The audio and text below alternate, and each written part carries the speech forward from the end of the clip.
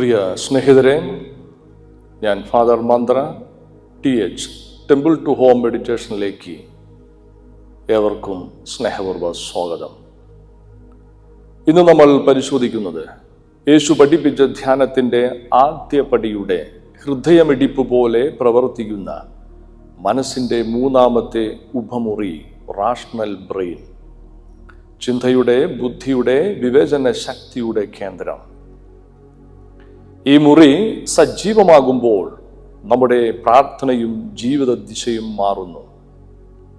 ഇത് മൗനമായാൽ, വേണ്ടത്ര ശ്രദ്ധ കൊടുത്തില്ലെങ്കിൽ ജീവിതം പ്രതികരണങ്ങളുടെ പരമ്പരയായി ചുരുങ്ങുന്നു.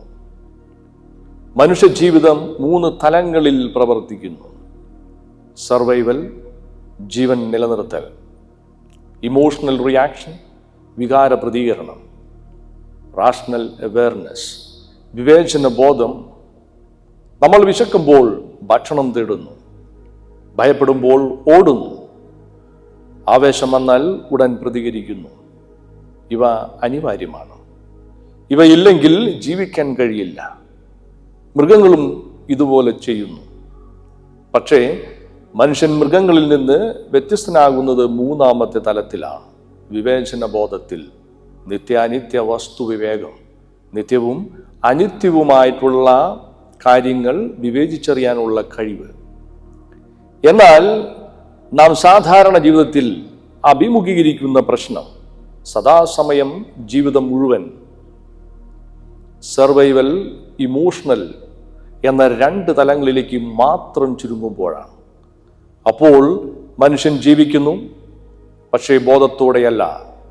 വിവേചന ശക്തി ഉപയോഗിക്കപ്പെടുന്നില്ല. ഇന്നത്തെ മനുഷ്യൻ്റെ യഥാർത്ഥ പ്രതിസന്ധി നമ്മുടെ ദൈനംദിന ജീവിതം ശ്രദ്ധിച്ചാൽ, രാവിലെ കണ്ണു തുറക്കുന്ന നിമിഷം മുതൽ ഒരു അദൃശ്യ ഓട്ടം തുടങ്ങുന്നു. തിരക്ക്, മത്സരം, വിമർശനത്തിനുടൻ പ്രതികരണം, വാക്കിന് വാക്ക് മറുപടി. നാം നിർത്തുന്നില്ല, പരിശോധിക്കുന്നില്ല, ചിന്തിക്കാൻ സമയം കൊടുക്കുന്നില്ല. പലപ്പോഴും നാം ചിന്തിച്ച് തീരുമാനിക്കുന്നില്ല. വികാരത്തോടെ പ്രതികരിക്കുന്നു. ഒരു നിയന്ത്രണമില്ലാത്ത വാക്ക്. വികാരം നേരിട്ട് വാക്കാകുന്നു. ആവേശം നേരിട്ട് പ്രവൃത്തിയാകുന്നു. ആ നിമിഷത്തിൽ മനുഷ്യൻ ചിന്തിക്കുന്നില്ല, പ്രതികരിക്കുന്നു. അവൻ കാണുന്നില്ല. പൊട്ടിത്തെറിക്കുന്നു. അവൻ കേൾക്കുന്നില്ല, പ്രതിരോധിക്കുന്നു. ഒരു നിമിഷത്തെ കോപം മറ്റൊരാളുടെ മനസ്സിൽ ദീർഘകാല മുറിവാകും. വാക്ക് കഴിഞ്ഞു പോകും, പക്ഷേ ഓർമ്മ നിലനിൽക്കും. വാചകം അവസാനിക്കും, പക്ഷെ അനുഭവം മാഞ്ഞു പോകുന്നില്ല. കാരണം ബന്ധങ്ങൾ വാക്കുകളിൽ മാത്രമല്ല നിർമ്മിക്കപ്പെടുന്നത്, സുരക്ഷയുടെ അനുഭവത്തിലാണ്. ആ സുരക്ഷ തകർന്ന നിമിഷം ബന്ധം അകത്തുനിന്ന് ദുർബലമാകുന്നു. അതുകൊണ്ട് പ്രശ്നം വാക്കിൻ്റെ ശക്തിയിൽ അല്ല, പ്രശ്നം ഇടവേളയുടെ അഭാവത്തിലാണ്. ഒരു സെക്കൻഡിൻ്റെ ഇടവേള, ഒരു ശ്വാസത്തിൻ്റെ നീളം, ഒരു ചിന്തയുടെ വെളിച്ചം. ആ ഇടവേളയിൽ ബുദ്ധി പ്രവേശിച്ചിരുന്നുവെങ്കിൽ ആ വാക്ക് മാറിയാന്, അല്ലെങ്കിൽ അത് മൗനമായാന്, അല്ലെങ്കിൽ അത് സ്നേഹത്തിൻ്റെ രൂപം എടുത്താന്. അതുകൊണ്ട് വീണ്ടും പ്രശ്നം ആ വാക്കല്ല, പ്രശ്നം ബുദ്ധി ഇടപെടാത്ത ആ നിമിഷമാണ്. പ്രിയമുള്ളവരെ, നാം പലപ്പോഴും പറയാറുണ്ട്, എനിക്ക് മനസ്സമാധാനം നഷ്ടപ്പെട്ടു, അതുകൊണ്ട് നിങ്ങൾ എനിക്ക് വേണ്ടി പ്രാർത്ഥിക്കണമെന്ന്. എന്നാൽ അതിൻ്റെ പിന്നിലുള്ള കാരണങ്ങൾ അറിയാനും തിരുത്താനും നാം തയ്യാറാകുന്നില്ല. വാസ്തവത്തിൽ ബുദ്ധി നിശബ്ദമാകുമ്പോഴാണ് ജീവിതത്തിൽ അസന്തുലിതാവസ്ഥ തുടങ്ങുന്നത്. കാരണം ബുദ്ധിയാണ് വിവേചനം നൽകുന്നത്, ദീർഘകാല ഫലം കാണുന്നത്, നൈതിക ദിശ ഉറപ്പാക്കുന്നത്. ഞാനിപ്പോൾ എന്താണ് ചെയ്യുന്നത് എന്ന് ചോദിക്കാൻ അനുവദിക്കുന്നത്. എന്നാൽ ഈ വിവേചനത്തിൻ്റെ മുറി മൗനമായാൽ വികാരം നിയന്ത്രണം ഏറ്റെടുക്കും, ഭയം തീരുമാനങ്ങൾ എടുക്കും, പ്രതികരണം ജീവിത രീതിയാകും. ഇത് വ്യക്തി ജീവിതത്തിൽ തുടങ്ങും, കുടുംബത്തിൽ കാണാം, ജോലി സ്ഥലത്ത് കാണാം, പക്ഷേ ഇത് അവിടെ നിൽക്കില്ല. സാമൂഹികവും മതപരവുമായ രംഗത്തും ഇത് വ്യാപിക്കും. ഭയത്തിൻ്റെ അടിസ്ഥാനത്തിലുള്ള വിശ്വാസം ആഴമല്ല, ആശങ്കയാണ്. വികാരത്തിൻ്റെ ആവേശത്തിലുള്ള ആത്മീയത പക്വതയല്ല, പ്രതികരണമാണ്. ബുദ്ധി ഇടപെടാത്തിടത്ത് മതം പോലും മത്സരമാകും. മതത്തിൻ്റെ അടിസ്ഥാന ദൗത്യം മനുഷ്യനകത്തേക്ക് നയിക്കുകയാണ്. അവൻ്റെ അഹങ്കാരത്തെ ശുദ്ധീകരിക്കുകയാണ്. അവനെ സ്നേഹത്തിലേക്ക്, ദൈവത്തിലേക്ക് വളർത്തുകയാണ്. അവനെ ഉത്തരവാദിത്വമുള്ള ജീവിതത്തിലേക്ക് നയിക്കുക. പക്ഷേ മതം സംരക്ഷിക്കേണ്ട ഒന്നായി മാറുമ്പോൾ അതൊരു കോട്ടയായി മാറുന്നു. സമൂഹം വളരുന്നു, പക്ഷേ തമ്മിലുള്ള അകലം കൂടുന്നു. സമ്മേളനങ്ങൾ നടക്കുന്നു, പക്ഷേ സംവാദം കുറയുന്നു. നമ്മളെന്നും അവർ എന്നും വിഭജനം തുടങ്ങുന്നു. ദൈവത്തിലുള്ള നമ്മുടെ വിശ്വാസം പോലും മേൽക്കോയ്മയുടെ പ്രഖ്യാപനമാകുന്നു. വാക്കുകളിൽ ശക്തി, പ്രഖ്യാപനങ്ങളിൽ ആവേശം. ഞാൻ മാറുന്നു എന്നതല്ല, ഞാൻ കാണിക്കുന്നു എന്നതാകുന്നു. ഞങ്ങളുടെ രീതിയാണ് ശരി, നിങ്ങളുടെ വഴി തെറ്റാണ്. ഇത് വിശ്വാസത്തിൻ്റെ ഭാഷയല്ല, ഇത് മത്സരത്തിൻ്റെ ഭാഷയാണ്. ഫലമോ നമ്മൾക്ക് ഉൾശാന്തി നഷ്ടപ്പെടുന്നു, ബന്ധങ്ങൾ ദുർബലമാകുന്നു. വിജയമുണ്ടെങ്കിലും അകത്ത് ശൂന്യത. അതുകൊണ്ട് പ്രശ്നം വികാരത്തിലല്ല, പ്രശ്നം ഭയത്തിലല്ല, പ്രശ്നം ബുദ്ധി നയിക്കാത്ത ജീവിതത്തിലാണ്. സ്നേഹമുള്ളവരെ, ശാസ്ത്രീയമായി നോക്കുമ്പോൾ വിവേചന ശക്തിയുടെ കേന്ദ്രം മസ്തിഷ്കത്തിൻ്റെ മുൻഭാഗത്തുള്ള പ്രീഫ്രോണ്ടൽ കോർട്ടെക്സ് ആണ്. ഈ ഭാഗം ഉടൻ പ്രതികരണങ്ങളെ നിയന്ത്രിക്കുന്നു, ദീർഘകാല ഫലം വിലയിരുത്തുന്നു, നൈതിക തീരുമാനങ്ങൾക്ക് സഹായിക്കുന്നു, സ്വയം പരിശോധനയ്ക്ക് ഇടം നൽകുന്നു. ഈ കേന്ദ്രം സജീവമായിരിക്കുമ്പോൾ വികാരം നിയന്ത്രിതമാകും, ഭയം ശമിക്കും, തീരുമാനങ്ങൾ പക്വമാകും.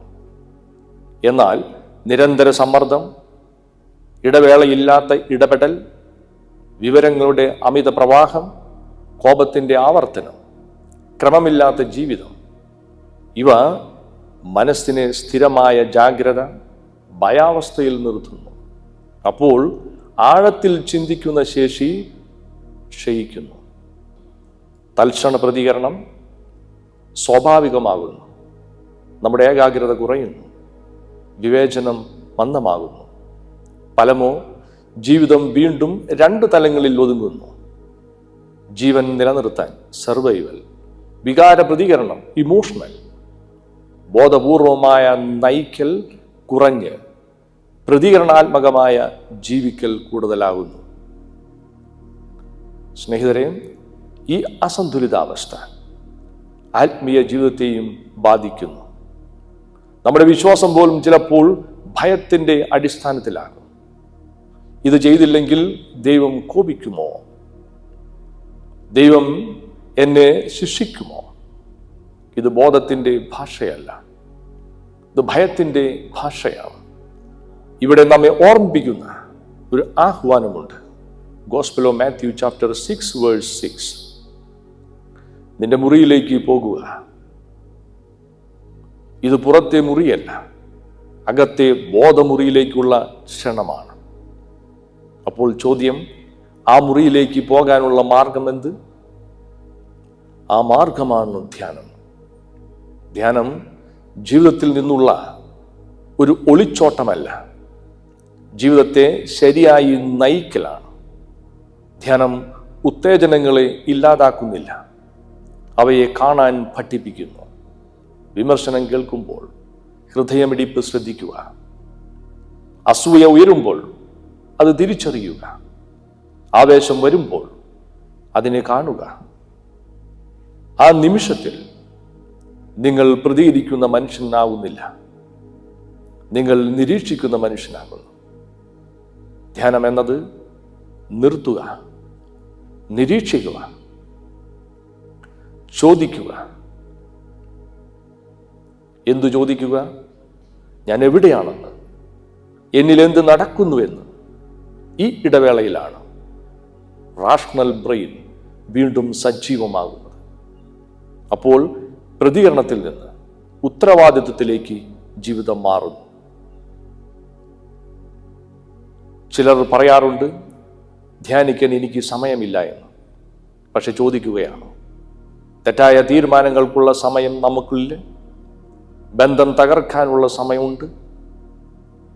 പശ്ചാത്താപത്തിനുള്ള സമയമില്ലേ? ധ്യാനം സമയം കളയുന്നതല്ല, സമയം സംരക്ഷിക്കുന്നതാണ്. ധ്യാനമില്ലെങ്കിൽ നാം കുറ്റപ്പെടുത്തും. ധ്യാനമുണ്ടെങ്കിൽ നാം ഉത്തരവാദിത്വ ബോധമുള്ളവരാകും. ധ്യാനം മനസ്സിൻ്റെ 3 വാതിലുകളുടെ സർവൈവൽ, ഇമോഷണൽ, റാഷണൽ പുനഃക്രമീകരണമാണ്. നാം ധ്യാനം ചെയ്യുമ്പോൾ വെറും ശാന്തമായി ഇരിക്കുകയല്ല. പുറമെ നോക്കുമ്പോൾ അത് നിശ്ചലത പോലെ തോന്നാം, പക്ഷെ അകത്ത് ഒരു ശാസ്ത്രീയ പരിശീലനം നടക്കുകയാണ്. എന്താണത്? ഉത്തേജനത്തിനും പ്രതികരണത്തിനുമിടയിൽ ഒരു ചെറിയ ഇടവേള ഉണ്ടാക്കുന്നു. ആ ഇടവേളയിലാണ് ബോധം പ്രവേശിക്കുന്നത്. ധ്യാനം ആവർത്തിക്കുമ്പോൾ നമ്മുടെ മസ്തിഷ്കം ഒരു പുതിയ രീതിയെ പഠിക്കുന്നു. ആവേശം ഉടൻ നിയന്ത്രണം ഏറ്റെടുക്കുന്ന പ്രവണത കുറയുന്നു. ഭയം സ്വയം തീരുമാനമെടുക്കുന്ന ശീലം ക്ഷയിക്കുന്നു. ശ്രദ്ധ ചിതറുന്നതിൽ നിന്ന് കേന്ദ്രീകൃതമാകുന്നു. ഇതൊരു വികാരാനുഭവം മാത്രമല്ല, ഇതൊരു പരിശീലനമാണ്. ശരീരത്തിന് വ്യായാമം ആവശ്യമായതുപോലെ നമ്മുടെ മസ്തിഷ്കത്തിനും ക്രമബദ്ധമായ പരിശീലനം ആവശ്യമാണ്. സ്നേഹമുള്ളവരെ, ധ്യാനം ആ പരിശീലനമാണ്. അതുകൊണ്ട് ധ്യാനം ആഡംബരം അല്ല. അത് മനസ്സിൻ്റെ ഘടനയെ സ്ഥിരതയോടെ, ആരോഗ്യകരമായി, സമന്വയത്തോടെ നിലനിർത്തുന്ന അനിവാര്യ ശാസ്ത്രീയ അഭ്യാസമാണ്. ധ്യാനം ചെയ്യുമ്പോൾ നാം ജീവിതത്തിൽ നിന്ന് ഒളിച്ചോടുന്നില്ല, നാം ജീവിതത്തെ നയിക്കാൻ പഠിക്കുകയാണ്. ധ്യാനം ചെയ്യുന്ന ഒരു ഓപ്ഷനല്ല, ഒരു ആഡംബരമല്ല, ഒരു അധിക പ്രവൃത്തിയല്ല. അത് വ്യക്തി ജീവിതത്തിനും ബന്ധങ്ങൾക്കും മാനസികാരോഗ്യത്തിനും ആത്മീയ വളർച്ചയ്ക്കും അടിസ്ഥാന ശീലമാണ്. ആയതിനാൽ ഇന്നു മുതൽ ഒരു ചെറിയ തീരുമാനം നമ്മൾക്കെടുക്കാം. മറ്റുള്ളവരെ പഴിക്കുന്നത് നിർത്താൻ ശ്രമിക്കാം. കാരണം പഴിക്കൽ വികാരത്തിൻ്റെ ഭാഷയാണ്. അത് ഉടൻ ഉയരും, ഉടൻ പുറത്തു വരും. പക്ഷേ ബന്ധങ്ങളെ ദുർബലമാക്കും. എന്നാൽ ധ്യാനം ബോധത്തിൻ്റെ ഭാഷയാണ്.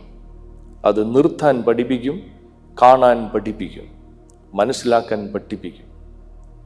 ദിവസങ്ങളിൽ 2 സമയം മാറ്റിവെക്കുക.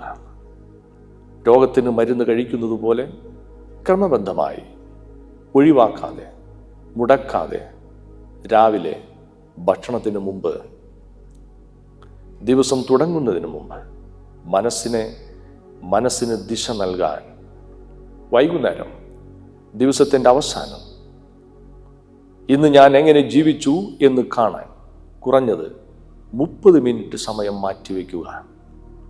ഈ സമയം നിങ്ങൾ നഷ്ടപ്പെടുത്തുന്ന സമയമല്ല, ഇത് നിങ്ങൾ ജീവിതത്തിന് തിരികെ നൽകുന്ന സമയമാണ്. ഇതൊരു അധിക പ്രവൃത്തിയല്ല, ഇതൊരു ആഡംബരമല്ല. ഇത് നിങ്ങളുടെ ജീവിതത്തെ ക്രമപ്പെടുത്തുന്ന, സുതാര്യമാക്കുന്ന, ധന്യമാക്കുന്ന ഒരു ശീലമാണ്. ഇത് സമയം കിട്ടിയാൽ ചെയ്യുന്ന കാര്യമല്ല, സമയം നിശ്ചയിച്ച് പാലിക്കേണ്ട ശീലമാണ്. സമയം സ്ഥിരമായിരിക്കണം. കാരണം സ്ഥിരത ഇല്ലെങ്കിൽ ആഴമുണ്ടാകില്ല.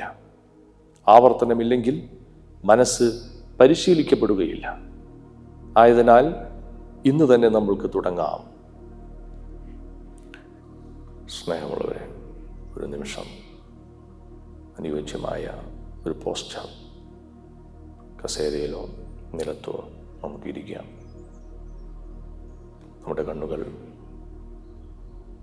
സാവധാനത്തിൽ അടയ്ക്കുക. ശ്രദ്ധ തലയുടെ മുൻഭാഗത്തേക്ക് കൊണ്ടുവരിക. നെറ്റിയുടെ പിന്നിലുള്ള ശാന്തമായ ഇടം അതിനെ പ്രീ ഫ്രണ്ടൽ കോർട്ടെക്സ് എന്ന് പറയുന്നു. അതാണ് നമ്മുടെ വിവേചനത്തിൻ്റെ മുറി, ബുദ്ധിയുടെ മുറി. അവിടേക്ക് പ്രവേശിക്കാൻ നാം സമയം കണ്ടെത്താറില്ല. ഇപ്പോൾ കുറച്ച് സമയം നമുക്ക് ചിലവഴിക്കാം. ആ മുറിയിലേക്ക് പ്രവേശിക്കാം, ഒന്ന് നിരീക്ഷിക്കാം. അവിടെ എന്താണ് നടക്കുന്നത് എന്ന് വിധിയില്ലാതെ കാണുക, വിശകലനം ചെയ്യാതെ ശ്രദ്ധിക്കുക. ചിന്തകൾ വന്നാൽ അതിനെ പിന്തുടരേണ്ട, കാണുക മാത്രം. ഒരു വികാരം ഉയർന്നാൽ അതിനടിച്ചമർത്തേണ്ട, അത് തിരിച്ചറിയുക മാത്രം. ഉത്തേജനത്തിനും പ്രതികരണത്തിനുമിടയിൽ ഒരു ചെറിയ ഇടവേള ഉണ്ടാകട്ടെ. ആ ഇടവേളയിലാണ് നിങ്ങളുടെ ബുദ്ധി ഉണരുന്നത്, നിങ്ങളുടെ വിവേചനം പ്രവർത്തിക്കുന്നത്. കുറച്ച് സമയം ശ്രദ്ധയോടുകൂടി നമ്മളിലേക്ക് നോക്കാം.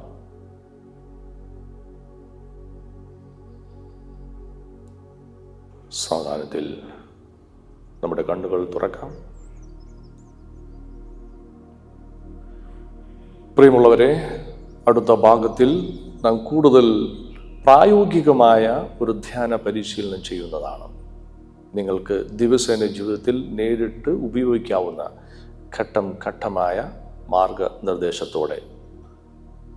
നന്ദി.